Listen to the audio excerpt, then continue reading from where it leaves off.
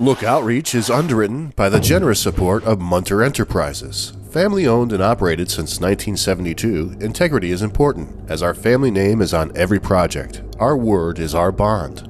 Munter Enterprises. Just build it.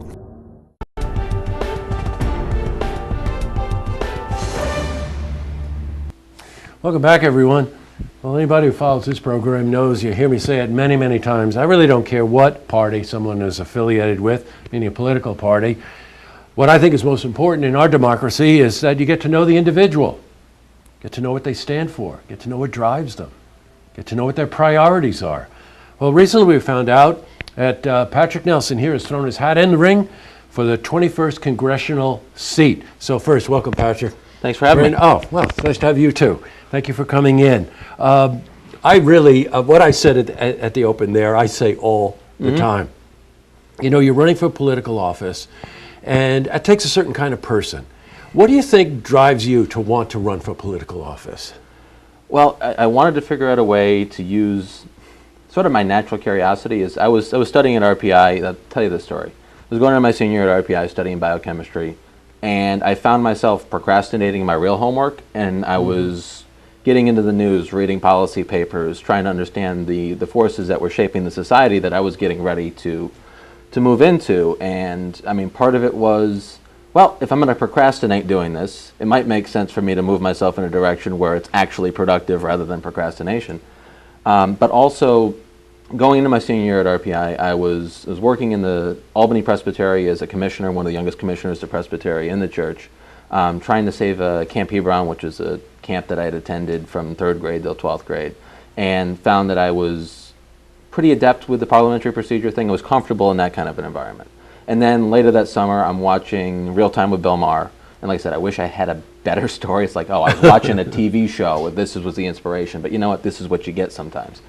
And Neil deGrasse Tyson is on, and he starts going off on Congress. And we're talking about issues like climate change, things like automation. The science is beginning to pervade our culture and our society in a greater and greater level every year. And he goes, you look at Congress. You've got lawyer, lawyer, lawyer, businessman, businesswoman, businessman, lawyer, lawyer, lawyer.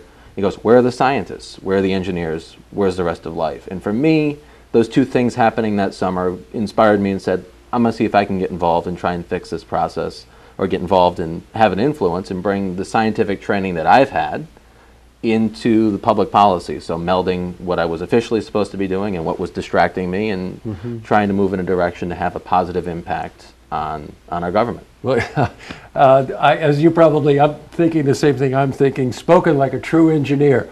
That was so logical, I couldn't believe it. It's great though, Patrick. You want to know something? You went back, I'm going to cycle back on one thing you said. The whole reason that people are saying that we took this real fundamental shift in our government on a national level is that people are tired of politicians. Well, people are tired of lawyers, and they are tired of the status quo. But time will tell whether or not moving into the business world was the right move. But I completely agree with you in terms of bringing different disciplines into the democracy. You're a graduate of RPI. You went to law school. You understand a lot of the nuance of what you just said. But the overriding thing is that, we are affected by technology. We are affected by climate change.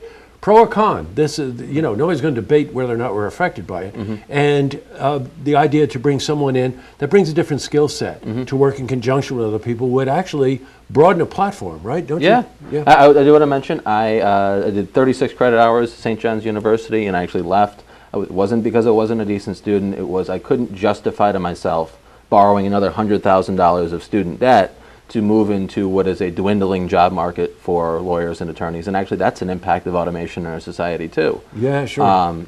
So I had left and spent a little time, I would like to say I'm a recovering entrepreneur. Yeah, right. So I had some experience in Silicon Valley raising money for startups, working in the biotechnology area. And one of the things out there too that inspired me to come back and get involved in policies, I found that there were 3 main areas that would keep people from wanting to start a business. One of them was healthcare. Of course. Right, if I leave my job and I strike out on my own, what happens if I get sick? Am I going to go bankrupt, pursuing a dream, pursuing a new product? One of them was student debt. And we just talked about it a little bit, but we have debt forgiveness and deferment Yeah, programs that's right. for physicians in rural areas, for nurses, for social workers, for civil servants. We don't have anything available for students who decide they want to strike out and start a business. And shouldn't we have some kind of an incentive program for these people, especially when the massive companies, the new job creators that are happening in our society are being founded by folks in my generation that are burdened with sometimes, $30,000 to $100,000 in student debt. Could we have a forgiveness or a deferment program for people that start businesses, especially in areas like the 21st Congressional District where we really need development?